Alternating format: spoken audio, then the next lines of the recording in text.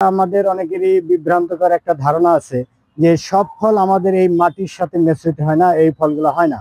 বিধায় আমরা এই কৃষি সম্প্রসারণ অধিদপ্তরের পক্ষ থেকে বিভিন্ন চাষি ভাইদেরকে আমরা এই যে ফলগুলা দেখতে পারতেছেন, এগুলা আমরা বিভিন্ন জনকে প্রণোদনা থেকে আমরা তাদেরকে চারা বিতরণ করছি।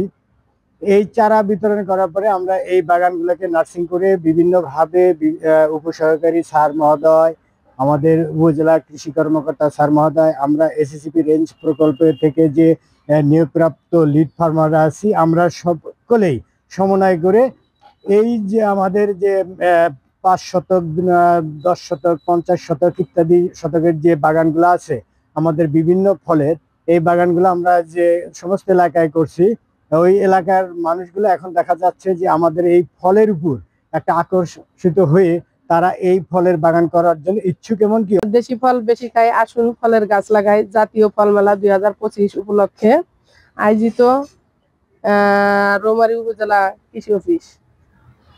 আর হলো আমরা যে সব আয়োজন গুলা করছি, আমাদের দেশে অধিকাংশ মানুষ বলে আমাদের দেশে নাকি কমলা বা মালটা এগুলো আমাদের দেশের মাটিতে হয় না, কিন্তু আমরা কৃষি সম্প্রসারণ এবং অধিদপ্তরের সাজেশন অনুযায়ী আমরা যে লিড ফার্মার গুলো আছি, আমরা মাঠ লেভেলে কাজ করি। তাদের কৃষকরা প্রথম অবস্থায় এই মালটার চারা বা এই যে কুমলার চারা এগুলো নিতে চায় নাই।